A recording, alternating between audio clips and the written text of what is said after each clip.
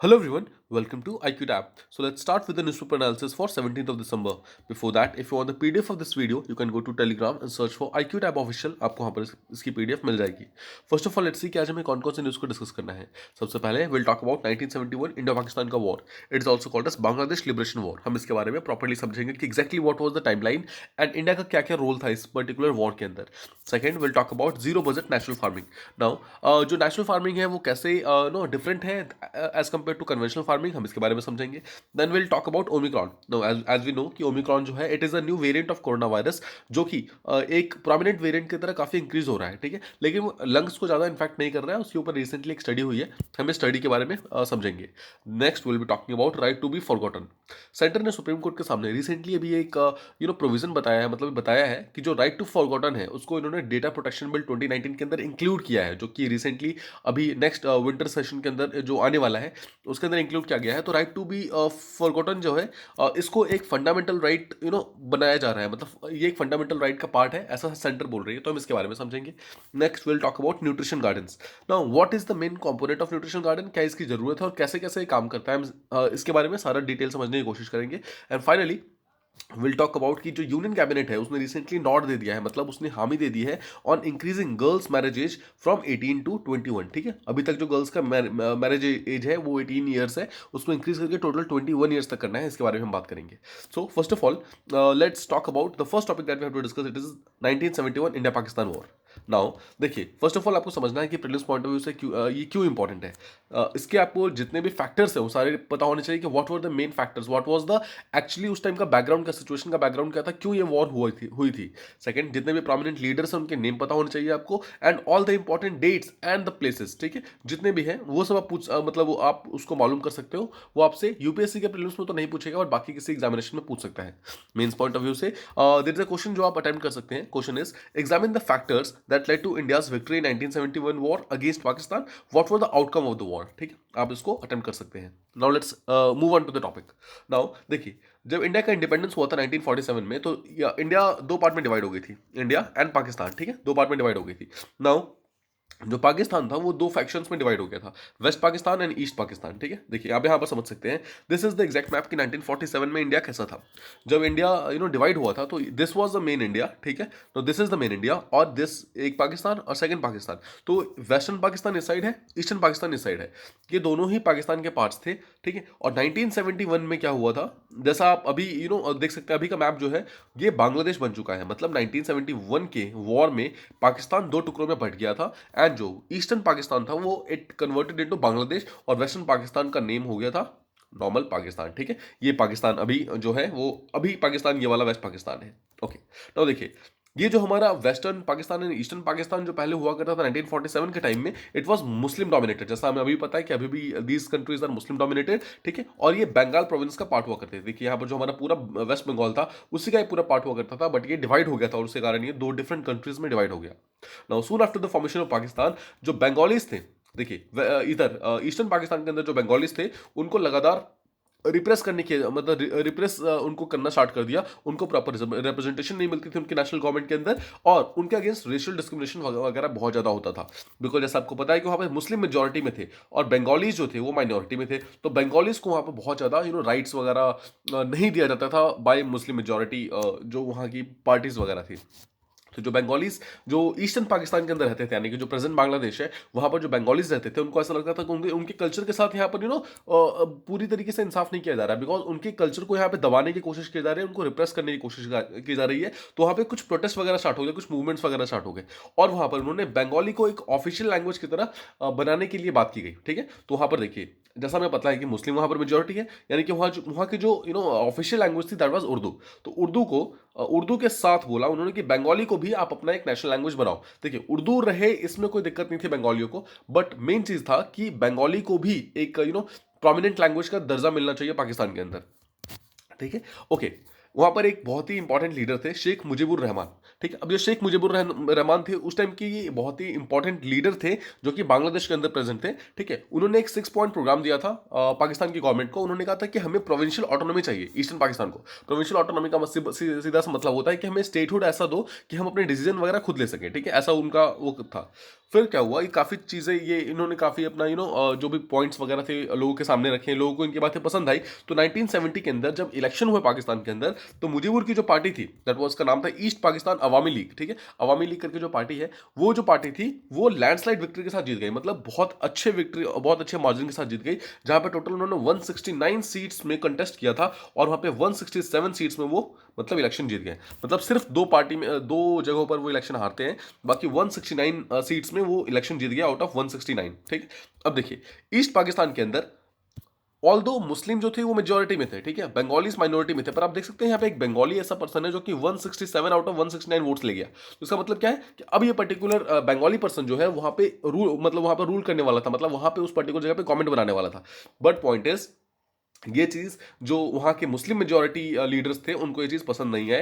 और जो वेस्ट पाकिस्तान था, यहाँ पर देखिए, ये वेस्ट पाकिस्तान जो है, यहाँ पर जो मेन गवर्नमेंट थी, ठीक है, उन्होंने बोला, उन्होंने पहली बार तो मुजीबुर को अलाउ नहीं किया गवर्नमेंट बनाने के लिए, और उल्टा मिलिट्री भेज दिया to crush the dissenters in east Pakistan. East Pakistan के अंदर जितने भी प्रोटेस्ट और मूवमेंट चल रहे थे, इन सबको पूरी तरीके से क्रश कर दिया गया। ठीक है, मतलब वायलेंटली आर्मी के थ्रू क्रश कराया गया। नाउ ये जो प्रोटेस्ट ईस्ट पाकिस्तान के अंदर चल रहे थे वो मुजीबुर के सपोर्ट में चल रहे थे। यहाँ पर बांग्लादेश में जो भी प्रोटेस्ट चल रहे थे वो मुजीबुर के सपोर्ट में चलने और ज्यादा शुरू हो गए। लेकिन उसके अगेंस्ट में क्या किया, वेस्ट पाकिस्तान ने एक पर्सन को भेजा जिनका नाम था टिक्का खान। टिक्का खान जो थे वो उस टाइम के पाकिस्तान के एक हाई आर्मी ऑफिशियल हुआ करते थे। अब यहाँ पर देख सकते हैं, ही इज टिक्का खान। ठीक है, इनका नाम है टिक्का खान। ये पाकिस्तान के एक हाई आर्मी ऑफिशियल हुआ करते थे।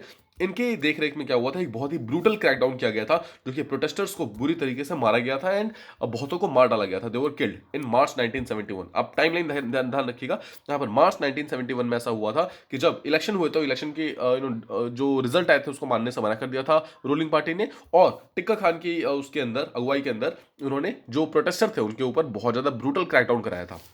नाउ जो टिक्का खान की आर्मी थी, it loose a reign of terror in east Pakistan. मतलब उन्होंने बहुत बुरा सलूक किया था जितने भी प्रोटेस्टर वगैरह थे, और बहुत ज्यादा अट्रॉसिटीज करने के बाद इतना बुरा हाल कर दिया कि उनको एक निकनेम दिया गया, the butcher of Bengal. Butcher का मतलब होता है कसाई। कसाई, आई होप आपको वर्ड पता होगा। कसाई, कसाई वो होते हैं जो एनिमल्स को मारते हैं, तो उनको बुचर ऑफ बंगाल बोला गया था। मतलब इतनी बुरी तरीके से उन्होंने अट्रॉसिटी की थी और इतनी ज्यादा लोगों को उन्होंने मार डाला था। नाउ इसी टाइम में मुजीबुर रहमान को अरेस्ट कर लिया जाता है, जब ये प्रोटेस्ट वगैरह चल रहे होते हैं और जो प्रोटेस्ट के अगेंस्ट जो ब्रूटल क्रैकडाउन चल रहा होता है, उस टाइम में मुजीबुर रहमान को अरेस्ट कर लिया जाता है और उनको वेस्ट पाकिस्तान ले गया गया। देखिए, यहां से उनको अरेस्ट किया गया। आई होप आपको ये चीज समझ आ रही होगी कि उनको यहां से अरेस्ट किया गया और उनको वेस्ट पाकिस्तान के अंदर ले आया गया और यहां पे उनको जेल के अंदर डाल दिया गया। अब देखिए, जैसे ही ऐसा होता है कि बहुत, जैसे ही उनका जो मेन लीडर था वो जब गिरफ्तार हो गया और वो साइड हो गए, तो जो बहुत सारे अवामी लीडर्स जो थे, मतलब अवामी लीग जो उनकी पार्टी थी, उसके बाकी जो जितने भी लीडर्स थे ना, वो लोग इंडिया भाग के आने लगे। वो प्रोटेक्शन के लिए और रेफ्यूजी के लिए वो इंडिया भाग गए। ठीक है, इसके कारण क्या हुआ, इंडिया के अंदर इनफ्लो ऑफ रेफ्यूजीज अचानक से बहुत बढ़ गया। देखिए, जब कुछ लीडर्स वगैरह भागते हैं ना, जब लीडर्स एक जगह से सेकंड जगह भागते हैं, तो जितने भी उनके फॉलोअर्स होते हैं वो भी ट्राई करते हैं अपने लीडर्स को फॉलो करने का। और जहां जहां लीडर्स, मतलब फॉलोअर्स को ऐसा लगता है कि अगर लीडर्स इस पर्टिकुलर कंट्री में गया है, इसका मतलब है कि वो कंट्री डेफिनेटली सेफ होगी और वो कंट्री हमें प्रॉपर रेफ्यूजी प्रोवाइड करेगी। इसलिए जो फॉलोअर्स है वो भी इंडिया की तरफ भागने लगे और लगातार रेफ्यूजीज बढ़ने के कारण इंडिया के अंदर इकोनॉमिक स्ट्रेन आने लगा। देखिए, ये वो टाइम है जब इंडिया खुद भी बहुत ज्यादा इकोनॉमिकली एडवांस कंट्रीज में से नहीं था। तो इंडिया का ऑलरेडी बहुत ही लिमिटेड इकोनॉमी था उस पर्टिकुलर टाइम में। इसी कारण इंडिया के ऊपर इकोनॉमिक स्ट्रेन आने लगा। 26 मार्च 1971, मेजर जियाउर रहमान, ठीक है, ये बांग्लादेश के एक आर्मी के ऑफिशियल थे जिन्होंने बांग्लादेश के अंदर इंडिपेंडेंस डिक्लेयर कर दी। ठीक है, ये आर्मी ऑफिशियल थे, लेकिन इन्होंने इन जो प्रोटेस्टर थे उनका साथ देते हुए बांग्लादेश के अंदर इंडिपेंडेंस वहां पे डिक्लेयर कर दी। अब जो गवर्नमेंट ऑफ इंडिया थी, मतलब पैरेलली अगर हम देखें इंडिया के अंदर क्या चल रहा था, इंडिया के अंदर जो गवर्नमेंट थी उस time Indira Gandhi prime minister थी। ठीक है, उन्होंने काफी सपोर्ट किया, जितने भी बांग्लादेश के लीडर्स थे उन सबको सपोर्ट किया, और यहां तक कि इंटरनेशनल कम्युनिटी यानी ग्लोबल लेवल पे काफी अपील की पाकिस्तान के अगेंस्ट एंड बांग्लादेश के सपोर्ट में, ताकि लोग जो है वेस्ट पाकिस्तान के अगेंस्ट मतलब स्टैंड करें और ईस्ट पाकिस्तान के अंदर जितने भी एट्रोसिटीज वगैरह हो रही है उसको रोके। ऐसा इंदिरा गांधी ने काफी अपील वगैरह की थी इंटरनेशनल लेवल पे। नाउ गवर्नमेंट ऑफ इंडिया ने इसके अलावा बहुत सपोर्ट प्रोवाइड किया मुक्ति बाहिनी को। नाउ मुक्ति बाहिनी क्या था, जो ईस्ट पाकिस्तान था, ईस्ट पाकिस्तान के अंदर एक पीपल्स आर्मी थी, मतलब लोगों ने खुद बहुत रिवोल्ट वगैरह किए थे और आर्म्स उठा लिए थे। तो जो आर्म्स उठाए थे उन्होंने अपने आप को नाम जो दिया था दैट वाज कॉल्ड एज मुक्ति बाहिनी। मुक्ति बाहिनी अभी भी बांग्लादेश के अंदर एक पार्टी है, आपको ध्यान रखना है, ठीक है। तो ईस्ट पाकिस्तान के अंदर जो मुक्ति बाहिनी थी, यानी कि जो आर्म्ड रिबेलियन वगैरह हो रहा था, उसको सपोर्ट किया था इंडिया ने। यहां तक कि इंडिया ने उसको ट्रेनिंग वगैरह भी प्रोवाइड किया था ईस्ट पाकिस्तान के अंदर। और जितने भी लोग थे उनको उनको प्रॉपर्ली रेफ्यूजी कैंप्स में रहने दिया था। तो आई होप आपको समझ आ रहा होगा कि इंडिया का एक बहुत ही प्रोमिनेंट रोल था जो वेस्टर्न पाकिस्तान था उसको ईस्टर्न पाकिस्तान से अलग करने के लिए, ठीक है। नाउ अगर कुछ स्टेट्स की बात करें जो जो उस टाइम बांग्लादेश जो ईस्टर्न पाकिस्तान के आसपास था, जैसे वेस्ट बंगाल, त्रिपुरा, बिहार, असम, मेघालय, इन सब ने अपने अपने स्टेट्स के अंदर रेफ्यूजी कैंप्स बनाए थे अपने बॉर्डर एरियाज में। और जितने भी लोग ईस्टर्न पाकिस्तान से इंडिया के अंदर आना चाहते थे उन सबको आने दिया था, उनको प्रॉपर्ली रेफ्यूजी कैंप्स के अंदर रहने दिया था। इसके अलावा उनको प्रॉपर ट्रेनिंग वगैरह प्रोवाइड की थी ताकि वो जितने भी ईस्टर्न पाकिस्तान के, जितने भी वेस्टर्न पाकिस्तान के जितने भी आर्मी ऑफिशियल्स हैं या फिर आर्मी जो आ रही है उनसे प्रॉपर्ली फाइट कर सके।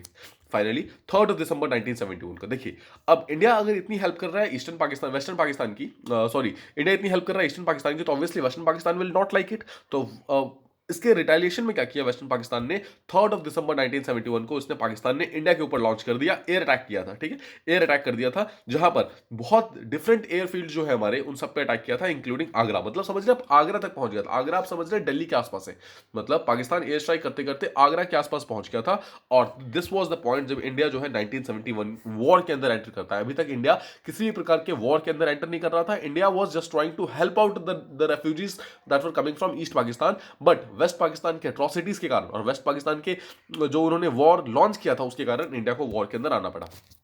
उसी दिन यानी कि 3 दिसंबर 1971 को इंडिया ने रिस्पॉन्ड किया, रिटेलिएटरी एयर स्ट्राइक्स किए और पाकिस्तान के ऊपर अटैक कर दिया। साथ ही साथ देखिए, एयरफोर्स ने जो अटैक किया था that was only through air force. जो पाकिस्तान ने अटैक किया था that was only through air force, but जब इंडिया ने अटैक किया इट अटैक्ड फ्रॉम 3 पॉइंट्स, ठीक है। It attacked from air force, from army and navy. Army, navy, air force तीनों ने साथ में मिलकर पाकिस्तान पे हमला कर दिया, ठीक है। नाउ जब ईस्टर्न फ्रंट के साइड में जो अटैक किया इंडिया ने, और साथ ही साथ आपको ध्यान रखना है इंडिया ने 2 फ्रंट पे अटैक किया, ईस्टर्न पाकिस्तान और वेस्टर्न पाकिस्तान दोनों में एक साथ अटैक कर दिया था। जब ईस्टर्न फ्रंट पे अटैक किया यानी कि जहां पर अभी बांग्लादेश है, तो वहां पर इंडिया का मेन एम था कि ढाका को कैप्चर करना है, ठीक है। ढाका यानी कि जो अभी प्रेजेंट बांग्लादेश का कैपिटल है वो ढाका है, तो उसे कैप्चर करना है। देखिए क्यों कैप्चर करना है, बिकॉज ढाका के अंदर उस टाइम वेस्टर्न पाकिस्तान के जो ऑफिशियल्स थे वो उस टाइम प्रेजेंट थे, मतलब जो उस टाइम का वेस्टर्न पाकिस्तान था उनके जितने भी हाई ऑफिशियल थे वो सब ढाका के अंदर बैठे हुए थे और वहीं से बैठे बैठे वो प्रोटेस्ट को ब्रूटली सप्रेस करने की कोशिश कर रहे थे, राइट। तो इसलिए उस प्रोटेस्ट का सप्रेशन रोकने के लिए इंडिया ने प्लान किया कि जो अगर ईस्टर्न पाकिस्तान के अंदर हम जाएंगे तो सबसे पहले हम ढाका को कैप्चर करेंगे, और जो वेस्टर्न फ्रंट है वहां पर इंडिया का मेन एम ये था कि पाकिस्तानी को इंडियन सॉइल के अंदर एंटर नहीं करने देना है। देखिए आप इस मैप को फिर से देखिए, यहां पर आपको समझ आएगा, ये है ईस्टर्न पाकिस्तान और ये है वेस्टर्न पाकिस्तान, ठीक है। अगर आप यहां पर देखिए, ये है ईस्टर्न पाकिस्तान और ये है वेस्टर्न पाकिस्तान, तो जो ईस्टर्न पाकिस्तान को देखेंगे तो ये ढाका आप देख रहे हैं बिल्कुल बीचों बीच है। तो इंडिया का मेन एम था कि ढाका को कैप्चर करना है ताकि जो जितने भी आर्मी के ऑफिसर्स वगैरह हैं वो यहाँ पर जितने प्रोटेस्ट वगैरह हो रहे हैं उनको पूरी तरीके से रोका ना जा सके, ठीक है, प्रोटेस्ट वगैरह चलता रहे। और जो वेस्टर्न पाकिस्तान है उसमें मेन एम था कि वेस्टर्न पाकिस्तान से कोई भी पाकिस्तानी इंडियन सॉइल के ऊपर आना नहीं चाहिए, ठीक है। This was the main M जो उस टाइम पर्टिकुलर लिया गया था। ये वॉर टोटल सिर्फ 13 डेज चलती है, मतलब सिर्फ 13 डेज के अंदर इंडिया ने पाकिस्तान को बुरी तरीके से हराया, और ऐसा हराया कि पाकिस्तान को फाइनली सरेंडर करना पड़ गया, ठीक है। पाकिस्तान सरेंडर्ड और पूरी की पूरी पाकिस्तानी आर्मी ने सरेंडर किया था 16 दिसंबर 1971 को। आई होप आप यहां समझ रहे हैं कि 3 दिसंबर 1971 को ये वॉर स्टार्ट होती है एंड 16 दिसंबर 1971 को इंडिया की कैपेबिलिटीज के अकॉर्डिंग पाकिस्तान ने घुटने टेक दिए एंड पाकिस्तान सरेंडर्ड। नाउ उसके बाद एक इंस्ट्रूमेंट ऑफ सरेंडर साइन हुआ था, ठीक है। जब इंस्ट्रूमेंट ऑफ सरेंडर साइन हुआ था तो वहां पर इंडिया की तरफ से जो गए थे that was lieutenant general Jagjit Singh Arora, and जो पाकिस्तान की तरफ से आए थे that was lieutenant general A K. Niazi, ठीक है। अब ये इमेज देखिए, ये है हमारे जगजीत सिंह अरोरा एंड ए.के. नियाजी जो पाकिस्तान के उस टाइम के जनरल हुआ करते थे, मतलब बहुत ही हाई ऑफिशियल आर्मी पर्सन थे। इन्होंने इंस्ट्रूमेंट ऑफ एक्सेशन साइन किया था, इंस्ट्रूमेंट ऑफ सप्रेशन, क्या बोलते, इंस्ट्रूमेंट ऑफ सरेंडर इन्होंने साइन किया था, और इन्होंने उस दिन हार मानी थी। अगर आप इस इमेज को देखेंगे, उस दिन का जो ट्रिब्यून था, मतलब जिस दिन 16 दिसंबर 1971 को जब इंडिया ने उनको हराया था, उस दिन का जो ट्रिब्यून था उसके अंदर देखिए 2 Pak warships and 1 submarine was sink, and I think you remember कि ये कौन सा सबमरीन था, दिस वाज सबमरीन गाजी। आपने वो मूवी जरूर देखी होगी या फिर आपने स्टोरी सुनी होगी सबमरीन गाजी के ऊपर। ये सबमरीन गाजी था जिसको एक्चुअली इंडिया ने संक कर दिया था, बिकॉज वो सबमरीन जो था वो नेवल मतलब रास्ते से इंडिया के ऊपर अटैक करने आ रहा था, and India intervened and India one this particular battle. इसके अलावा बहुत सारा डैमेज जो था वो पाकिस्तान के अंदर कॉज किया गया था उस पर्टिकुलर डे को। आई होप आपको ये जितने भी फैक्ट्स थे समझ आ गए होंगे कि वॉर के टाइम में एग्जैक्टली क्या क्या हुआ था। नाउ जब सरेंडर किया गया पाकिस्तान के द्वारा तो मोर देन 90,000 POWs यानी कि प्रिजनर ऑफ वॉर्स को कैप्चर किया गया था by India. That was the largest surrender since second world war. Second world war में जब जर्मनी हारा था और जर्मनी ने जब फाइनली अपना हथियार डाले थे, जर्मनी जापान इन सब ने हथियार डाले थे, तो जो ब्रिटेन और यूएसए के सामने जो लोगों ने, मतलब जो यूएसए और ब्रिटेन ने जितने भी प्रिजनर ऑफ वॉर्स लिए थे, मतलब जितने भी युद्ध के बंदी बनाए थे, बंदी, ठीक है, उन सब से मतलब उन सब के ऑलमोस्ट उन सब के बाद जो सबसे largest number of prisoner of war लिए थे वो इंडिया ने लिए थे पाकिस्तान के अंदर 1971 के अंदर। इसके अंदर कुछ बंगाली नेशनल भी थे जो कि वेस्ट पाकिस्तान की हेल्प कर रहे थे, ठीक है, आपको ध्यान रखना है। कुछ लोग ऐसे भी थे जो ईस्ट पाकिस्तान के थे but actually they were helping west Pakistan, उनको भी यहां पर कैप्चर किया गया था। Now the war was a decisive victory for India, मतलब बहुत बड़ी विक्ट्री थी इंडिया के लिए उस टाइम की, और इंडिया की ने अपना मिलिट्री डोमिनेंस साबित किया था उस दिन पाकिस्तान के ऊपर, ठीक है। सो इंडिया पाकिस्तान को पूरी तरीके से वहां पर हराकर सरेंडर करा के उन्होंने ये शो कर दिया कि India is much more capable than Pakistan when it comes to military terms. Now Pakistan suffered a humiliating defeat, बहुत बुरी तरीके से डिफीट मिली थी उसको, और इसकी पूरी कंट्री दो पार्ट में डिवाइड हो गई थी, जहां पर उसकी आधी कंट्री उसके हाथ से निकल गई, मतलब just because of its atrocities पूरा ईस्ट पाकिस्तान उसके हाथ से निकल गया और Bangladesh was established on this particular day. Now 16th of December 1971 was the day. जैसा हमें पता है कि कल यानी कि 16 दिसंबर 1971 को 50 साल कंप्लीट हुए, इसलिए हमारे प्रेसिडेंट रामनाथ कोविंद सर वहां गए थे और उन्होंने काफी वहां पे फंक्शंस वगैरह अटेंड किया है, ठीक है, इस चीज के लिए। तो आपको इस चीज ध्यान रखना है कि 50 साल कंप्लीट हो गए हैं बांग्लादेश को बने हुए। नाउ पाकिस्तान ने जो मुजीबुर रहमान था उनको प्रेसिडेंट फर्स्ट प्रेसिडेंट बना दिया बांग्लादेश का, बिकॉज उनको फिर उसके बाद जेल से छोड़ दिया गया था ऑब्वियसली, ठीक है, तो उनको फर्स्ट प्रेसिडेंट बनाया गया बांग्लादेश का। He is mister Mujibur Rahman. Now 1972 के अंदर एक शिमला अग्रीमेंट साइन होता है जहां पर इंडिया और पाकिस्तान के बीच में ये साइन होता है। देखिए 1971 के अंदर वॉर खत्म होता है। वॉर के अंदर 90,000 प्रिजनर्स ऑफ वॉर यानी कि युद्ध के बंदी, जो पाकिस्तान के ऐसे सोल्जर्स थे जिसको इंडिया ने बंदी बना लिया और इंडिया के अंदर आके जेल में डाल दिया। अब 1972 में पाकिस्तान आता है इंडिया के पास ये एक अग्रीमेंट साइन करना कि हमें बांग्लादेश का बनना मंजूर है, मतलब हम मान लेंगे कि बांग्लादेश एज ए कंट्री है, हम रिकग्नाइज कर लेंगे, बट बदले में आप हमारे प्रिजनर ऑफ वॉर को छोड़ दें। नो इंडिया ने यहाँ पर बहुत ही अच्छा मतलब स्पिरिट शो करते हुए यहाँ पर पाकिस्तान के जितने भी प्रिजनर ऑफ वॉर्स थे उन सबको छोड़ दिया था, और बदले में पाकिस्तान को बांग्लादेश को मानना पड़ गया था कि Bangladesh is now a new country. Finally 2011 जुलाई के अंदर यहाँ पर बांग्लादेश की गवर्नमेंट ने पोस्टमसली बांग्लादेश का जो हाईएस्ट ऑनर है, फ्रीडम ऑनर है, वो मिसेस इंदिरा गांधी को दिया था, because Indira Gandhi at that time was the prime minister who helped so much Bangladesh. उन्होंने इतनी ज्यादा हेल्प की थी, उन्होंने इंटरनेशनल कम्युनिटीज पे काफी आवाज उठाई थी, उन्होंने अपने लेवल पे आर्मी नेवी एयरफोर्स की हेल्प से बहुत ज्यादा हेल्प की थी, और India played a very important role, very prominent role in Bangladesh liberating freedom on that particular day. So this was all, कि आई होप आपको ये चीज एक्चुअली समझ आ गया होगा कि exactly how did it actually worked, कि कैसे 1971 का पूरा वॉर चलता है और कैसे कैसे इंडिया का क्या क्या रोल था इसके अंदर, ठीक है। Now let's move on to the next topic that we have to discuss. It is about zero budget natural farming. Now first of all understand कि ये इंपॉर्टेंट क्यों है। सबसे पहले जीरो बजट नेचुरल फार्मिंग का देखिए, नाम से देखिए नेचुरल फार्मिंग की बात हो रही है, तो आपको पहले पता होना चाहिए इसके बेनिफिट क्या है, ड्रॉबैक्स क्या है, दोनों चीजें, किसी भी चीज का दोनों पहलू देखना है आपको, साथ ही साथ इसके मेन फीचर्स क्या क्या है और कौन कौन से टर्म्स हैं इससे रिलेटेड है, जीव अमृत, बीज अमृत, ये सब कौन कौन से टर्म्स हैं जो कि अभी हम आगे पढ़ने वाले हैं, क्या क्या रिलेटेड है। इसके लिए जब आप मेन्स के लिए रेडी करेंगे इस पर्टिकुलर टॉपिक को, आपको सबसे पहले उसके सिग्निफिकेंस लिटरली आपको याद होने चाहिए और क्या क्या एडवांटेजेस है याद होने चाहिए, because these can be asked directly. इसके अलावा there is a question that you can attempt here. The question is zero budget natural farming promises to end a reliance on the loans and the drastically cut production cost, ending the debt cycle of the farmers. Comment. So how can the farmers they can raise their income, ठीक है, उनका income कैसे increase हो सकता है, and how can we actually how can we actually increase farmers income, जो कि हम डबल करना चाहते हैं, इनकम को डबल करना चाहते हैं बाय 2022, यानी कि नेक्स्ट ईयर तक हमें फार्मर्स की इनकम को डबल करना है। How can we actually do it with the help of ZBNF यानी कि जीरो बजट नेचुरल फार्मिंग, इसके बारे में आपको डिस्कस करना है। Now let's discuss this particular topic. Now तो फर्स्ट ऑफ ऑल आपको ध्यान रखना है, it is a chemical free farming. Chemical free farming का मतलब है इसमें कोई भी तरह का 1% का भी केमिकल यूज नहीं होता है, और इसमें टोटल कॉस्ट जो है of growing and harvesting plants it comes out to be zero. आपको ध्यान रखना है इनिशियल कॉस्ट जीरो नहीं होता है, बट जब जितना पैसा लगता है उससे ज्यादा पैसा वापस आ जाता है, यानी कि जितना पैसा होता है वो इंटरक्रॉपिंग के थ्रू वापस में रिकवर हो जाता है। आपको ध्यान रखना है, और बहुत ही कम इसके अंदर इनपुट कॉस्ट होता है, इसलिए इसको जीरो बजट बोला जाता है। जीरो का यहाँ पर लिटरल सेंस में जीरो मतलब नहीं है, आपको ध्यान रखना है। Zero simply means very less, very very less, it is just minuscule. Subhash Palekar नाम के एक पर्सन है, ही सुभाष पालेकर, ठीक है।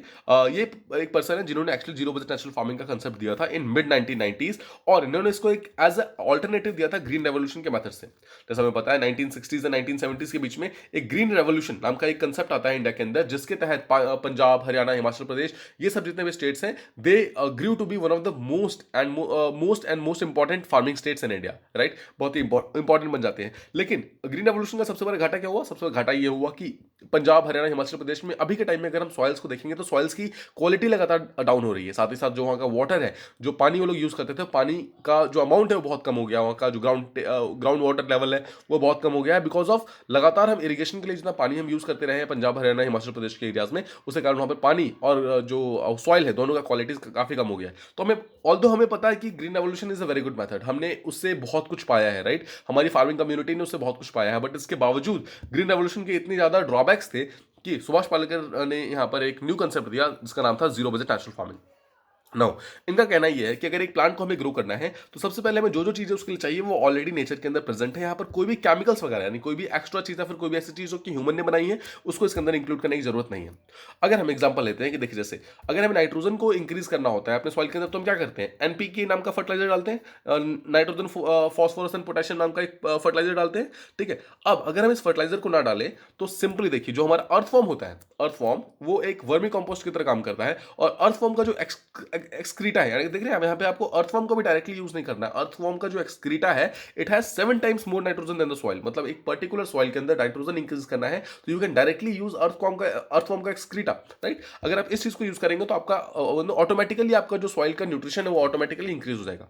इसके अलावा आपका जो फार्मिंग है वो प्रॉफिटेबल और सस्टेनेबल दोनों हो जाएगा। प्रॉफिटेबल क्यों होगा? देखिए, बिकॉज आपका जो इनपुट कॉस्ट है वो बहुत कम हो जाएगा, तो जितना कुछ पैसा आपको मिलेगा वापस वो सारा का सारा आपका प्रॉफिट होगा, राइट। और सस्टेनेबल इसलिए है बिकॉज आप इन्वायरमेंट पे यहाँ इससे कोई भी प्रेशर नहीं डालते हो।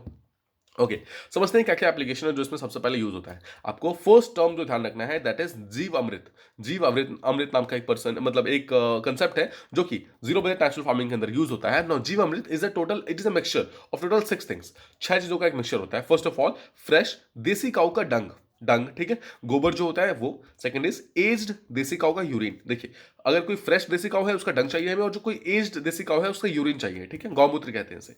सेकंड, थर्ड इज जागर यानी कि गुड़। फोर्थ इज पल्स फ्लोर यानी कि आटा, पानी and soil. That's all, these are the 6 things that we need to make jeevamrut. ठीक है, अब समझते हैं जीवामृत क्या है। नाउ फर्स्ट ऑफ ऑल आपको ध्यान रखना है, it helps in addition of nutrients in the soil. अगर जीवामृत कहीं डालेंगे तो न्यूट्रिएंट्स आते हैं, और साथ ही साथ कैटलाइज करता है, मतलब इंक्रीज करता है the microbial activities in the soil. यहाँ पर देखिए, जीरो बजट नेचुरल फार्मिंग में हम ऑल्दो हम केमिकल्स यूज नहीं करते हैं, तो उसके बदले में हम माइक्रोब्स को यूज करते हैं कि वो सारा का सारा काम करेंगे सॉइल के अंदर। हमें पता है कि बहुत सारे माइक्रोब्स ऐसे हैं जो सॉइल फ्रेंडली होते हैं, राइट, जो क्रॉप फ्रेंडली होते हैं, जिन्हें फार्मर फ्रेंडली बोला जाता है, एग्जांपल अर्थवॉर्म्स। ठीक है, तो इन चीजों को हम यूज करेंगे यहाँ पर कैटलाइज करने के लिए माइक्रोबियल एक्टिविटीज को। यहाँ पर बोला गया है 1 एकड़ में, मतलब पर एकड़, ठीक है, अगर आप एक महीने में 2 बार 200 लीटर जीवामृत डालते हो एक पर्टिकुलर खेत के अंदर, तो वहां पर 3 साल के बाद आपको कभी उसमें दोबारा उसको डालने की जरूरत भी नहीं पड़ेगी, वो सेल्फ सस्टेनिंग बन जाएगा। आपको यहाँ पर बहुत ही इसको माइन्यूटली समझना है कि एक पर्टिकुलर एकड़, मान लीजिए खेत है, उसके अंदर एक महीने में 2 बार, ठीक है, एक महीने में 2 बार आपको 200 लीटर जीवामृत डालना है इस पर्टिकुलर एकड़ के अंदर, ठीक है, एक महीने में 2 बार, ठीक है। और ऐसा आपको 3 महीनों के लिए करना है।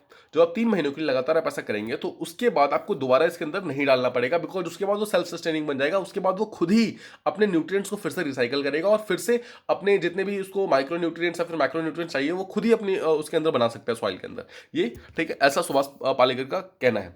पालेकर सर ये भी कहते हैं कि एक लोकल इंडियन ब्रीड काउ, मतलब कोई भी इंडियन देसी गाय जो है, दैट इज सफिशिएंट। मतलब अगर आपके पास एक गाय है that is sufficient for 30 acres of land. मतलब एक गाय से आप 30 एकड़ ऑफ लैंड के लिए उतना बदले में आप डंग, यूरिन, ये सब आप मतलब उस पर्टिकुलर काउ से आप ऑब्टेन कर सकते हो। मतलब एक गाय रखने से आपको इतना फायदा होगा कि आप 30 एकड़ लैंड को बिना किसी फर्टिलाइजर ग्रो कर सकते हो, और उससे आपका इनपुट कॉस्ट ऑलमोस्ट जीरो हो जाएगा, और जो आपका आउटपुट कॉस्ट है वो इंक्रीज हो जाएगा, मतलब आपका जो प्रॉफिट है वो इंक्रीज हो जाएगा। इसके अलावा there is also mixture called as beej amrit. Now यहाँ पर हम देखा जीवामृत, अब हम देखें बीज अमृत। बीज का सीधा सा मतलब होता है सीड्स। नाउ बीज अमृत जो है यहाँ पर सीड को ट्रीट करने के लिए, मतलब सीड जितने भी बीज होते हैं उनको ट्रीट करने के लिए यूज किया जाता है। इसके अलावा एक और मिक्सचर है जिसको इंसेक्टिसाइड्स के रूप में यूज करते हैं, जिसमें नीम के पत्ते, ठीक है, इसके बाद नीम के पल्प, टोबैको, ग्रीन चिलीज यानी कि लाल मिर्च, जो हरी मिर्च होती है, इन सब का मिक्सचर करके, ठीक है, उसको एक पर्टिकुलर टाइप का एक मिक्सचर बनाना है और उसको फिर आपको प्लांट्स के ऊपर स्प्रे करना है वो आपका इंसेक्टिसाइड की तरह यूज करेगा। तो आप समझ रहे हैं यहाँ पर आपको किसी भी टाइप का कोई फर्टिलाइजर या फिर इंसेक्टिसाइड, हर्बिसाइड ये सब खरीदने की जरूरत नहीं पड़ रही है ना। फर्स्ट ऑफ ऑल तो इसका देखिए कॉस्ट बहुत कम हो गया। जैसे हम देख सकते हैं जितनी भी चीजें हैं वो सबके सब नॉर्मल घर की चीजें हैं, जो घर में जो डेली यूज करते हैं उतना ही आपको कॉस्ट लगेगा, दैट्स इट। लेकिन इसके अलावा और भी बहुत सारे फायदे हैं। फर्स्ट ऑफ ऑल सॉइल का एरेशन हो जाता है। एरेशन हो जाता है, एरेशन का मतलब क्या है, हवा सॉइल से पूरी तरीके से पास कर पाती है। मिनिमल वाटरिंग, पानी बहुत कम चाहिए होता है। इंटरक्रॉपिंग, आप एक साथ मल्टीपल क्रॉप्स को वहां पर ग्रो कर सकते हो। बंस बन जाते हैं, मतलब एक खेत जो है, खेत के चारों तरफ आप बंस बना देते हो, ठीक है। मतलब यहाँ पर क्या है, किसी भी टाइप का वाटर का रन ऑफ नहीं होता, आप कम पानी इसमें यूज कर सकते हो। और फाइनली टॉप सॉइल की मल्चिंग, यानी कि जो है उसके ऊपर आप घास फूस जितने भी मल्च वगैरह उसको डाल सकते हो, जिससे वो सॉइल पर्टिकुलर ऑटोमेटिकली अपने न्यूट्रिएंट्स को फिर से रिकवर कर लिया करेगा। नाउ इसके अंदर क्या क्या चीजें यूज नहीं होती है जीरो बजट नेचुरल फार्मिंग के अंदर। फर्स्ट ऑफ ऑल इसके अंदर इंटेंसिव इरिगेशन की जरूरत नहीं है। मतलब आपको ऐसा नहीं है कि दिन भर रात भर आपको उसके अंदर गेट को खोदना पड़ेगा, फिर ये करना पड़ेगा, वो करना पड़ेगा, ये सब करने की जरूरत नहीं है। और ना ही आपको डीप प्लोइंग करने की जरूरत है। आप जानते हैं कि अभी के टाइम में एक बहुत बड़ा कॉस्ट जो है वो डीप प्लोइंग है। डीप प्लोइंग का मतलब क्या है, आप ऐसा ट्रैक्टर लेके आते हो जो आपको मिट्टी के काफी नीचे तक आपको प्लोइंग करके दे सके, मतलब मिट्टी को काफी नीचे से वो ऊपर नीचे मतलब करना हो, इन सब की यहाँ पर जरूरत नहीं होती है, ठीक है। डीप प्लोइंग की जरूरत यहाँ पर नहीं होती है जीरो बजट नेचुरल फार्मिंग में। आई होप आपको ये चीज समझ आ गया होगा ना। इसके अलावा वर्मी कंपोस्टिंग नाम की एक चीज होती है। वर्मी कंपोस्टिंग का सीधा सा मतलब है जहां पर आप अर्थवॉर्म्स को यूज करते हो as a mean to enhance the organic waste conversion. मतलब सॉइल के अंदर जितना भी ऑर्गेनिक वेस्ट है उसको कन्वर्ट करने के लिए आप अर्थवॉर्म्स को यूज करो, उसे कहते हैं वर्मी कंपोस्टिंग। लेकिन यहाँ पर इसकी भी जरूरत नहीं है। आप जीरो बजट नेचुरल फार्मिंग में आप अर्थवॉर्म्स का एक्सक्रीटा सिंपली यूज कर लोगे, दैट इज एनफ। आपको पूरे के पूरे अर्थवॉर्म को यूज करने की जरूरत नहीं है। इसके अलावा पालेकर बोलते हैं कि एक पर्टिकुलर टाइप का अर्थवॉर्म है that is called as European red wiggler, जो कि मोस्ट कॉमन कंपोस्टिंग अर्थवॉर्म है, जो सबसे ज्यादा यूज किया जाता है एग्रीकल्चर फील्ड्स के अंदर। वो भी यहाँ पर काम का नहीं है, बिकॉज ये जो पर्टिकुलर अर्थवॉर्म है वो एब्जॉर्ब करता है टॉक्सिक मेटल्स को और हमारे सॉइल को पॉइजन कर सकता है। मतलब हमारे फायदा क्या होगा, उल्टा नुकसान ही हो जाता है हमें इस पर्टिकुलर चीज को यूज करने से। नाउ क्वेश्चन यहाँ पर यह है कि कौन सा इंडिया का पहला स्टेट है जिसने एक प्लान किया है कि वो फर्स्ट स्टेट बनना चाहता है to practice 100% natural farming by 2024, यानी कि अगले 3 साल के अंदर। That is Andhra Pradesh. आपको ध्यान रखना है, ये किसी भी पर्टिकुलर एग्जामिनेशन के अंदर इजीली पूछा सकता है, इंक्लूडिंग यूपीएससी प्रीलिम्स। आपको इस पर्टिकुलर फैक्ट को प्रॉपर्ली ध्यान रखना है। अब देखिए जो कन्वेंशनल मेथड्स हैं उसके तहत कितना अलग है ये हम देखते हैं। फर्स्ट ऑफ ऑल देखिए, इसमें सिर्फ 10% ऑफ वाटर यूज होता है, जितना एक नॉर्मल खेत में हम जितना पानी यूज करेंगे उसका सिर्फ 10% पानी ही यहाँ पर यूज होता है। इसके अलावा as it promotes use of local breed of cow, यहाँ पर आप लोकल ब्रीड ऑफ काउ जैसा हमने बात की था उसको वो प्रमोट होता है, ठीक है। हर एक काउ चाहिए 30 एकड़ लैंड के लिए। इससे क्या होता है, फार्मर को यहाँ पर एक्स्ट्रा प्रॉफिट हो जाती है, बिकॉज यहाँ पर इनपुट कॉस्ट जीरो है, ठीक है। तो ऑब्वियसली आपका प्रॉफिट बढ़ जाएगा। और सेकंड चीज, साथ ही साथ आप डेयरी वगैरह का काम कर सकते हो आप, तो क्या होगा, एक्स्ट्रा इनकम आता है एंड सब्सिडरी इनकम वगैरह भी स्टार्ट हो जाता है। इसके अलावा सुभाष पालेकर ये भी बोलते हैं कि अगर कोई पर्सन जीरो बजट फार्मिंग कर रहा है तो एक पर्सन हर एकड़ में अराउंड 6 लाख की कमाई कर सकता है, ठीक है। अगर वो इरिगेटेड एरियाज है, मतलब अगर वो इरिगेशन का यूज कर रहा है। अगर वो इरिगेशन का यूज नहीं कर रहा है, यानी कि नॉन इरिगेशन का यूज कर रहा है, तो वहां पर वो 1.5 लाख पर एकड़ का कमाई कर सकता है इजिली।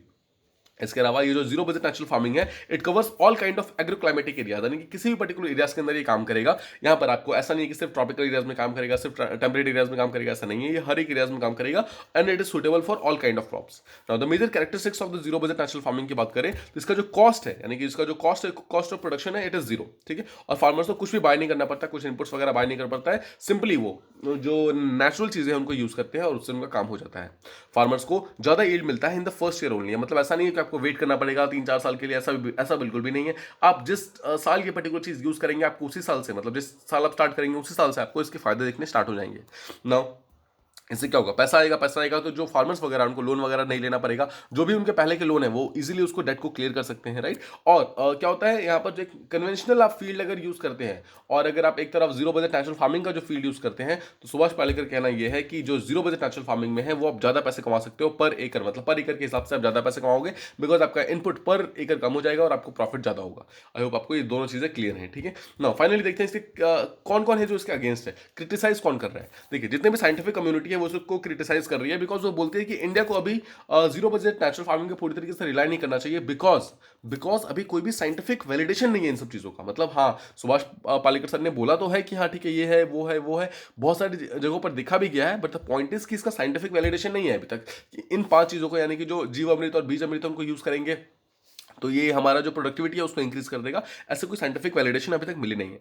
नाउ पॉइंट है, ये बोलते हैं कि हमारा जीरो बजट है, मतलब कोई भी इनपुट कॉस्ट नहीं है, but the point is scientist ये बोलते हैं कि जो लोकल काउ का जो ब्रीड होता है उसको मेंटेन करना is more more costly as compare to जो अभी जो हम विदेशी काउ को जो यूज़ करते हैं, ठीक है, मतलब बहुत सारे आप अगर गाँव वगैरह में देखेंगे तो देसी काउ नहीं होती है, बिकॉज देसी काउ को मेंटेन करना बहुत ज़्यादा महंगा होता है, ठीक है। तो यहाँ बोल रहे हैं कि आप जीरो बजट बोल रहे हो, बट साथ में आप बोल रहे हो कि आपको देसी जो गाय है उसका आपको डंग एंड यूरिन चाहिए। द पॉइंट इज कि देसी गाँव को मेंटेन करना बहुत ज़्यादा मुश्किल है, ठीक है, बहुत ज़्यादा कॉस्टली है साथ में साथ। और थर्ड पॉइंट जो साइंटिफिक कम्युनिटी बोलती है वो ये है कि अगर आपने चलो कोई प्रोड्यूस कर भी लिया, कोई पर्टिकुलर क्रॉप बना भी लिया, तो उसका ऑर्गेनिक सर्टिफिकेशन लेना आपको बहुत दिक्कत हो जाएगा। बिकॉज देखिए इंडिया के अंदर आप जैसे जानते हैं कि मेजॉरिटी ऑफ द चीज़ें वही मार्केट में आती है जिसका ऑर्गेनिक सर्टिफिकेशन होता है, मतलब जो ऑर्गेनिक होती है, जो कम फर्टिलाइजर से की जाती है, फिर जो विदाउट फर्टिलाइजर यूज की जाती है। पॉइंट इज कि जीरो बजट नेचुरल फार्मिंग अभी तक इस पर्टिकुलर क्राइटेरिया के अंदर नहीं आया है, तो उसको ऑर्गेनिक सर्टिफिकेशन फिलहाल तो नहीं मिल सकता। तो ये एक अपना ही प्रॉब्लम है, ठीक है, जब जब तक वो मिलता नहीं तब तक वो अपना ही इशू क्रिएट करेगा। आई होप आपको ये चीज समझ आ गया होगा। Now the next topic that we have to talk about is omicron. Omicron जैसा हमें पता है कोविड का एक न्यू वेरिएंट है। नाउ द पॉइंट इज कि ये बहुत ही स्लोली लंग्स को इन्फेक्ट करता है, हम इसको समझते हैं। सबसे पहले आपको पता होना चाहिए कि कोरोना वायरस के कौन कौन से वेरिएंट्स हैं, वेरिएंट ऑफ इंटरेस्ट क्या होता है, वेरिएंट ऑफ कंसर्न क्या होता है। अगर आपको इसके बारे में नहीं पता है तो हमने पिछले वीडियो के अंदर इसको प्रॉपर्ली कवर किया हुआ है, आप उस वीडियो को देख सकते हैं। इसके अलावा म्यूटेशन क्या होता है और कैसे एक पर्टिकुलर वायरस म्यूटेट करती है, आपको ये भी पता होना चाहिए। मेंस पॉइंट ऑफ व्यू से आप एक क्वेश्चन देख सकते हैं। Question is discuss the concerns associated with mutations of covid virus. ध्यान रखना आपको ओमिक्रॉन से रिलेटेड डायरेक्टली क्वेश्चन कभी नहीं आएगा, आपको पूछेगा तो ओवरऑल म्यूटेशंस के बारे में पूछ सकता है। And mains point of view से बहुत ज्यादा इंपॉर्टेंट हो जाता है, बिकॉज आप जानते हैं पिछले 2 साल से हम लगातार इस चीज से झेल रहे हैं, इस कोविड को झेल रहे हैं। नाउ हम इस न्यूज को डिस्कस करते हैं। फर्स्ट ऑफ ऑल न्यूज ये है कि ये बहुत ही फास्ट मल्टीप्लाई करता है ओमिक्रॉन, ये तो हम सबको पता है, और इसीलिए ये बहुत ही फास्ट ट्रांसमिट होता है बिटवीन पीपल। ये मतलब अभी तक हमने बहुत बार डिस्कस कर रखा है, but the point is it does not easily infect the lower lungs. जो हमारे लंग्स का जो लोअर वाला पार्ट है उसको इजीली इन्फेक्ट नहीं करता है, और इसीलिए ये सिवियर डिजीज कॉज नहीं कर रहा है। जैसा हम लगातार पिछले 3-4 दिनों से बात कर रहे हैं कि ओमिक्रॉन ऑल्दो ट्रांसमिसिबिलिटी इसकी बहुत ज्यादा है, बट इसका फर्टैलिटी जो है वो बहुत कम है, ठीक है। तो ये फर्टैलिटी कम क्यों है, उसका रीजन अभी रिसेंटली मिला है, मतलब ये 100% नहीं है, बट स्टडी अभी चल रही है। और जो फर्स्ट डेटा आया है उसके अनुसार जो भी इसका लंग्स का जो नीचे वाला पार्ट है उसको ये बहुत कम अफेक्ट करता है, ठीक है, इसीलिए ये एक्चुअली बहुत ज़्यादा सिवियर नहीं है।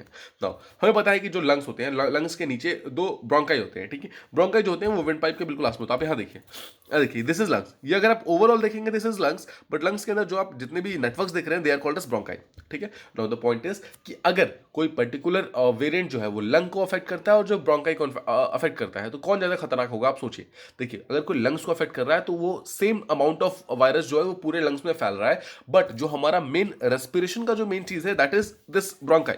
ये जो आप ब्रोंकाई देख रहे हैं, ये ब्रोंकाई एक्चुअली वो चीज है जो कि हमारे रेस्पिरेशन में काम आता है। जो देख रहे हैं ना आप, ये एक्चुअली वो चीजें हैं जो ऑक्सीजन सप्लाई करती है हमारे अलग अलग चीजों में। तो अगर कोई पर्टिकुलर वायरस ब्रोंकाई में पहुंच जाए तो वो हमारे लिए ज्यादा प्रॉब्लम कॉज करेगा एज कम्पेयर टू हमारे लंग्स में पहुंच जाए। मतलब लंग्स में पहुंचने के बाद भी अगर कोई पर्टिकुलर वायरस ब्रोंकाई में नहीं पहुंच रहा है तो हमें बहुत ज्यादा अफेक्ट नहीं करेगा, मतलब अफेक्ट करेगा ऑब्वियसली, बट बहुत ज्यादा नहीं करेगा, ठीक है। तो आपको ये समझना है। नाउ देखिए ऑल्दो हमें ये समझ आ गया है कि ब्रोंकाई क्या होते हैं, लंग्स क्या होते हैं, लेकिन और हमें ये भी समझ आ गया है कि जो ओमिक्रॉन है वो लंग्स के लोअर पार्ट में अफेक्ट नहीं कर रहा है, बट द क्वेश्चन इज क्यों नहीं अफेक्ट कर रहा है, ये नहीं पता चल रहा है, राइट। ऐसा क्या हो गया, मतलब इनका इसके अंदर ऐसा कौन सा म्यूटेशन हुआ है कि ये लंग्स को अफेक्ट नहीं कर रहा, मतलब लंग्स के अंदर पहुंच रहा है बट ये ब्रोंकाइस को अफेक्ट नहीं कर रहा है, ऐसा क्या रीजन है, ठीक है। ये हमें तक अभी पता नहीं चला है। ना साइंटिस्ट ने क्या किया, लंग के टिश्यूज को उठाया, उसको इन्वेस्टिगेट करना स्टार्ट किया, और जब उसने जब साइंटिस्ट ने उसको कंपेयर किया अपने जो ओरिजिनल सार्स कोविड है, उसके अलावा डेल्टा वेरिएंट और जो थर्ड ओमिक्रॉन वेरिएंट है, तीनों को जब किया तो बहुत सारे कॉन्ट्रास्टिंग रिजल्ट्स यहाँ पे देखने को मिले हैं। उनको ऐसा मिला है कि जब लंग्स की बारी आती है, जब लंग्स को लंग्स के अंदर रेप्लिकेशन की बारी आता है, मतलब फैलने की बारी आती है, ट्रांसमिशन की बारी आती है, तो ओमिक्रॉन बहुत ज्यादा तेजी से फैलता है, यानी कि 70 टाइम्स ज्यादा फैलता है। लेकिन वही पर्टिकुलर चीज जब लंग्स के अंदर उसको रेप्लिकेट करने की बारी आती है, मतलब अब उसको अफेक्ट करने की बारी आती है, तो उसका जो वो है, मतलब जो रेप्लिकेशन का जो स्पीड है वो बहुत स्लो हो जाता है, अराउंड 10 टाइम्स कम हो जाता है। आई होप आपको समझ आ रहा होगा। आप इस चीज को देखिए, देखिए ये एक डेटा है, ठीक है, डेटा है जो कि डिफरेंट स्टडीज से निकला है। नाउ फर्स्ट ऑफ ऑल यहाँ पर है ब्रोंकस, यहाँ पर लंग्स। तो सबसे पहले अगर आप देखेंगे यहाँ पर कि कौन किसको ज्यादा फिट कर रहा है, देखिए ब्रोंकस को अगर आप देखेंगे कि 24 घंटे से 48 घंटे के अंदर ये 70 टाइम्स ज्यादा, मतलब ये बुरी तरीके से फैल रहा है, ठीक है, ब्रोंकस के अंदर ये बुरी तरीके से फैल जा रहा है।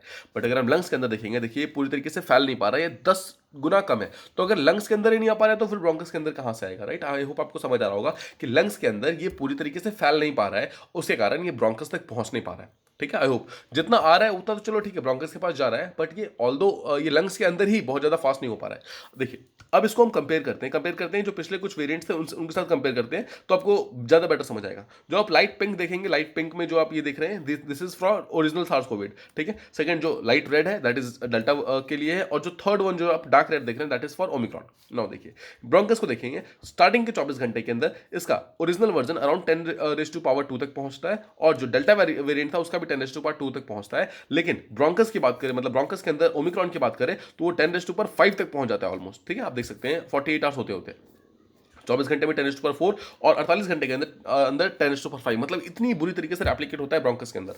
बट जैसे हम लंग्स के अंदर आते हैं, तो अब देखिए 24 घंटे के अंदर अगर हम जो ओरिजिनल सार्स कोविड था वो 10⁻3 तक पहुंचता था, लेकिन जो डेल्टा वेरिएंट है वो कम हो गया, और ओमिक्रॉन वेरिएंट उससे भी कम हो गया। आप देख सकते हैं कितना कम हो गया है।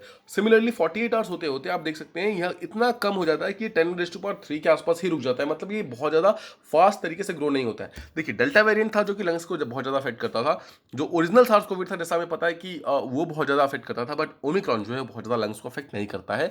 आई होप आपको ये पर्टिकुलर न्यूज़ पीस प्रॉपर्ली समझ आ गई होगी। Now the next news that we have to discuss about is right to be forgotten, मतलब भूलने का right. Now let's understand. First of all आपको पता होना चाहिए कि राइट टू प्राइवेसी क्या है, राइट टू बी फॉरगॉटन क्या है, और जो पर्सनल डेटा प्रोटेक्शन बिल है 2019 का उसके हाइलाइट्स क्या है, मतलब एग्जैक्टली क्या है उसके पॉइंट्स है। ये सारी चीज आपको इसके अंदर पता होनी चाहिए। मेन्स पॉइंट ऑफ व्यू से what are the significance of the right to be forgotten, ये आपको पता होना चाहिए। Now let's understand this topic. Right to be forgotten है क्या।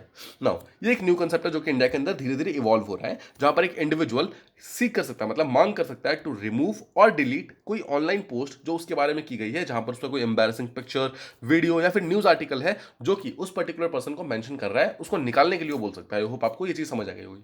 मान लीजिए कोई एक पर्टिकुलर पर्सन है ABC, अगर इस पर्सन का कोई भी फोटो, वीडियो या फिर न्यूज कोई भी ऐसा है जो कि ऑनलाइन पब्लिश हो गया है, मान लीजिए कि वो है और वो उस चीज को हटाना चाहता है, ठीक है, तो वो डायरेक्टली जाकर कोर्ट के अंदर या फिर उस पर्टिकुलर जो भी वो ऑनलाइन साइट है वो जाकर उसको बोल सकता है कि मुझे ये चीज निकलवाना है, एंड उसका वो निकाला जाएगा, मतलब उसको हटाया जाएगा। This is called as right to be forgotten. Now centre ने रिसेंटली दिल्ली के हाई कोर्ट को बोला है कि हमने जो राइट टू बी फॉरगॉटन है उसको हमारे राइट टू प्राइवेसी के अंदर इंक्लूड किया है, मतलब उन्होंने ऐसा सेंटर ने बोला है। और जो अभी डेटा प्रोटेक्शन बिल जो अभी विंटर सेशन के अंदर, मतलब पार्लियामेंट के अंदर डालने वाली है, टेबल करने वाली है जो सेंट्रल गवर्नमेंट है, उसके अंदर भी इसको इंक्लूड किया गया है और उसको फंडामेंटल राइट भी बनाया गया है। मतलब से आई होप आप समझ रहे हैं कि राइट टू बी फॉरगॉटन एक फंडामेंटल राइट है जो कि आर्टिकल 21 यानी कि राइट टू प्राइवेसी जो है राइट टू लाइफ के अंदर उसके अंदर आती है। नो सेंटर ने ये भी बोला है कि जो पर्सनल डेटा प्रोटेक्शन बिल है 2019 उसके अंदर उसका मेन एम क्या है, एम है कि जो सिटीजन है उनको प्रोटेक्ट करना है, उनकी प्राइवेसी को प्रोटेक्ट करना है। उसी के अंदर एक doctrine of right to be forgotten को भी इंक्लूड किया गया है। आई होप आपको क्लियर है। ये बिल अभी पेंडिंग है फिलहाल, जब ये पास होगा तो हम इसके बारे में प्रॉपर्ली बात करेंगे।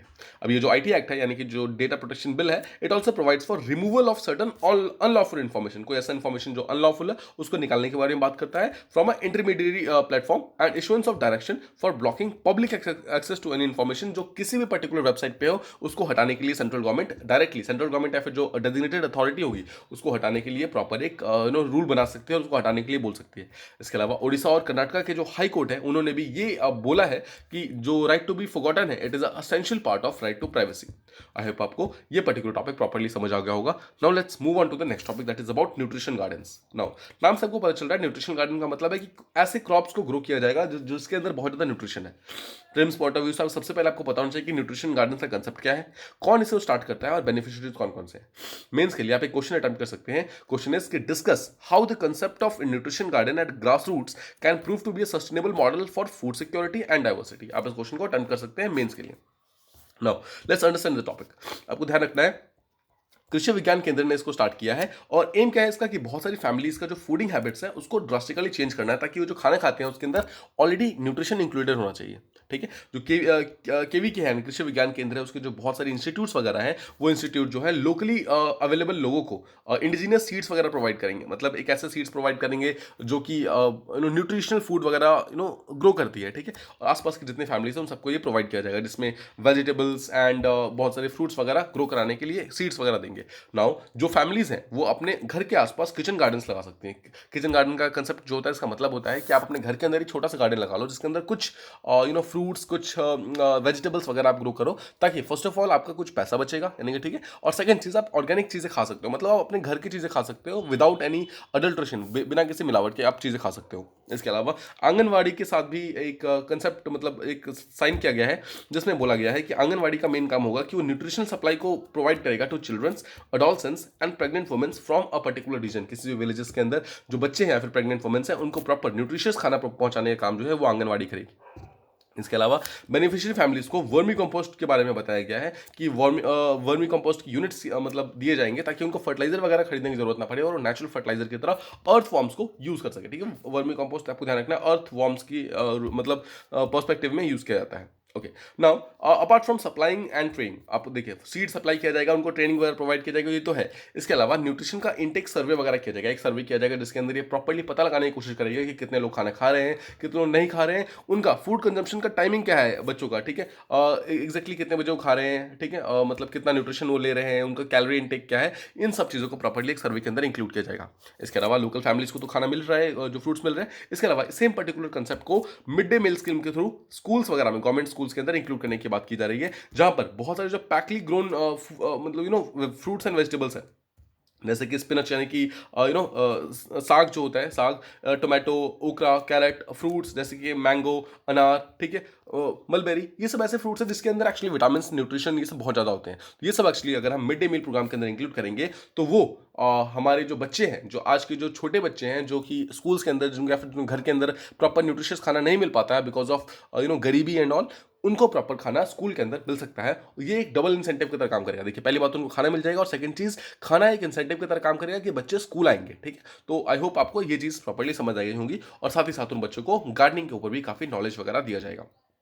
इसके अलावा ऐसे स्कूल जहाँ पर या तो लैंड बहुत कम है या फिर कुछ ऐसा है, वहाँ पर छोटे छोटे न्यूट्रिशन गार्डन लगाने की बात की गई है। न्यूट्रिशन गार्डन ऐसी जगह होंगे जहाँ पर कुछ ऐसे फ्रूट्स एंड वेजिटेबल्स ग्रो किए जाएंगे जहाँ पर जिसके अंदर न्यूट्रिशन बहुत ज़्यादा होता है, कैरेट्स हो गए, स्पिनच हो गए, इन सब के लिए। ठीक है, इसके अलावा बहुत सारे पॉट्स वगैरह अरेंज किए जाएंगे ताकि जितने भी हॉर्टिकल्चर डिपार्टमेंट है उस पर्टिकुलर एरिया का, वो भी स्कूल को प्रॉपर्ली कोऑपरेट कर सके और उसके साथ काम कर सके।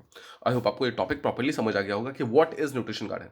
Now the next topic that we have to talk about is कि not on increasing girls marriage age to 21। आपको ध्यान रखना है कि first of all prelims point of view से क्यों इंपॉर्टेंट है। नाउ ये स्पेशल मैरिज एक्ट 1954 जो एक्चुअली हमारा मैरिज एक्ट है इंडिया का, उसके बारे में आपको सारे प्रोविजंस पता होने चाहिए। सेकंड इज कि what are the legal provisions related to minimum age of marriage for men and women. And third is कि जो चाइल्ड मैरिज एक्ट 2006 है उसके अंदर क्या क्या एक्चुअली उसकी फीचर्स क्या क्या है और उसका क्या प्रोहिबिट किया गया है, इस सब के बारे में आपको पता होना चाहिए। मेंस के लिए आप एक क्वेश्चन अटेम्प्ट कर सकते हैं। द क्वेश्चन इज कि do you think the minimum age for marriage for man and women should be raised. Discuss, ठीक है, आपको डिस्कस करना है इस क्वेश्चन के लिए कि क्या मैन एंड वुमेन दोनों की जो मैरिज की एज है उसको इंक्रीज करना चाहिए फिर नहीं करना चाहिए। नाउ यूनियन कैबिनेट ने रिसेंटली एक नोट दे दिया है, बोला है कि हम रेज करेंगे the legal age of marriage for women from 18 to 21। तो इससे आपको पता चल गया है कि अभी जो वुमेन की एज है 18 है और मैन की जो एज है वो एज है वो 21 है फॉर मैरिज, बट उसको इंक्रीज करने की बात की जा रही है। अब देखिए, जब हम इसे इंक्रीज करेंगे तो आपको ध्यान रखना है कौन से लॉ को अमेंड किया जाएगा। The law that will be amended will be child marriage act 2006। इसके अंदर 18 ईयर्स लिखा हुआ है, इसको इंक्रीज करके गर्ल्स के लिए 21 करना पड़ेगा। नाउ इसके अलावा अभी ये बिल टेबल नहीं किया गया है, जब ये टेबल होगा तो ये उम्मीद की जा रही है कि इसके अंदर हो सकता है कुछ और पर्सनल लॉज वगैरह के अंदर चेंजेस किए जाएंगे ताकि वेरियस कम्युनिटीज को एक साथ मतलब मैरिज का एक यूनिफॉर्म लॉ बनाने के लिए हो सकता है सेंटर कुछ ना कुछ काम करेगा। ठीक है, तो आई होप आपको ये कंसेप्ट समझ आ गया होगा। नाउ जितने भी आज टॉपिक हमने डिस्कस किए हैं उसको हम रिवीजन के फॉर्मेट में देख लेते हैं। आपको इसके आंसर ट्रू या फॉल्स के फॉर्म में देने हैं। The first question that we have to discuss about is Pakistan recognized Bangladesh as an independent nation by 1972 Shimla agreement. Second question is कि ZBNF that is zero budget natural farming uses much less water as compare to conventional methods. Third is कि farmers have to wait for 3 years before they start getting high yields in zero budget natural farming. Next is Omicron is affecting bronchus more than the lungs. ठीक है. Next is right to be forgotten is a fundamental right in India. Next is that the nutritional guidance has been rolled out by Krishi Vigyan Kendra.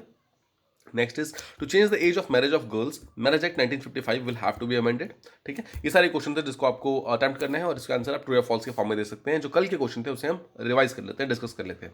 First question was ये जो semiconductor domestic production है India के अंदर, उसको 100 billion से ज्यादा उसका वो दिया गया है, मतलब has reach more than 100 billion. जी नहीं, गलत स्टेटमेंट है। हम अराउंड 70 बिलियन के आसपास पहुंच चुके हैं और इसको हमें इंक्रीज करने के लिए और हम काम कर रहे हैं। Next question was Arunachal Pradesh state laws does not allow buying of land by outsiders. ये बिल्कुल सही स्टेटमेंट है। कल हमने डिफरेंट स्टेट के बारे में, हिमाचल, बहुत सारे अरुणाचल प्रदेश और भी जो नॉर्थ ईस्टर्न स्टेट्स हैं उसके बारे में हमने बात की थी कि कौन कौन से स्टेट्स के अंदर ये अलाउड नहीं है कि आप अभी लैंड उनके यहाँ खरीद सकते हो, कोई आउटसाइडर जाकर वहाँ पे लैंड नहीं खरीद सकता है।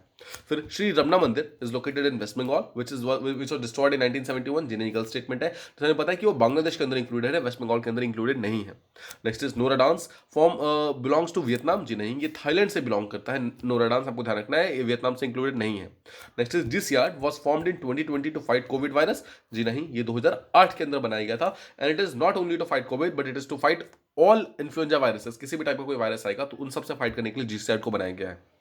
नेक्स्ट इज कि डब्ल्यूएचओ का जो रीजनल ऑफिस है for South East Asia, it is located in New Delhi. जी हाँ, ये बिल्कुल सही स्टेटमेंट है। हमने कल बात की थी इसके बारे में कि इंडिया के अंदर न्यू दिल्ली के अंदर इसका रीजनल ऑफिस प्रेजेंट है। एंड फाइनल क्वेश्चन इज कि India was declared small pox free in 1977। जी हाँ, ये बिल्कुल सही स्टेटमेंट है। और स्मॉल पॉक्स से हम 1977 में और पोलियो से हम 2014 के अंदर पूरी तरीके से फ्री हो चुके थे। ठीक है, ये अभी हमारा करंट स्टेटस है। Now this was all from the discussion. If you like the video please do like, share and subscribe and thank you so much for listening.